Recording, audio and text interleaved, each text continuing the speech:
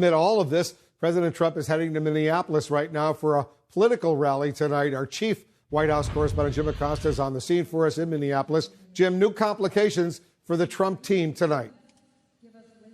That's right, Wolf. The president is on his way to Minneapolis for this rally tonight. But before he left the White House, he talked to reporters. He was asked about those two Giuliani associates who are facing federal charges. The president said he didn't know those two associates of Rudy Giuliani, didn't know what they were up to. He said when asked about their activities over in Ukraine, he told reporters, "You'll have to ask Rudy." With two men involved in his personal attorney Rudy Giuliani's efforts to dig up dirt on Joe Biden, now suddenly indicted on campaign finance violations, President Trump sounded off to reporters as he left for a rally in Minneapolis. I don't know them. I don't know about them. I don't know what they do.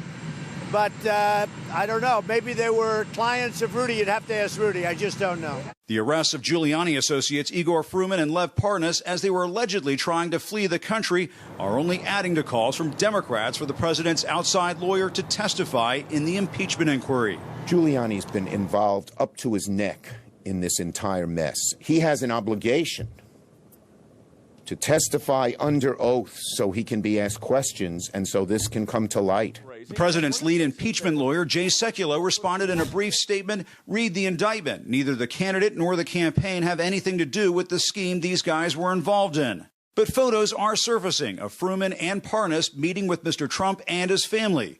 Giuliani was just boasting earlier this week that he wants to tell his story to lawmakers. I would love to testify and give me a half hour to point out Biden Inc. 4 decades of crime. I'd love to do it. The president continues to blast the fast-moving impeachment proceedings, tweeting, "The president of the Ukraine just stated again in the strongest of language that President Trump applied no pressure and did absolutely nothing wrong." They have eviscerated the rules. They don't give us any fair play. It's the most unfair situation people have seen.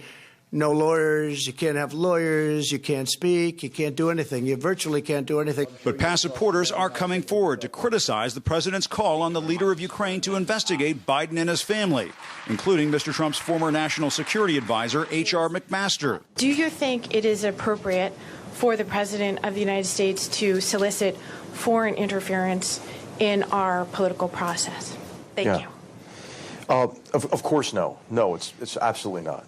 George Conway, husband of White House counselor Kellyanne Conway, has formed a group of conservatives slamming Mr. Trump's actions, saying in a statement, "These acts, based on what have been revealed to date, are a legitimate basis for an expeditious impeachment investigation." Conway told CNN contributor Preet Bharara the White House refusal to cooperate with the impeachment probe doesn't hold up. The thrust of it is that there are some kind of constitutional obligations that the House has failed to meet that therefore render its impeachment inquiry illegitimate and unconstitutional, which is complete nonsense because all the Constitution says is that the House has the sole power of impeachment. The president is lashing out at a new Fox News poll, finding 51% want to see Mr. Trump impeached and removed from office, tweeting, "I have never had a good Fox News poll. Whoever their pollster is, they suck."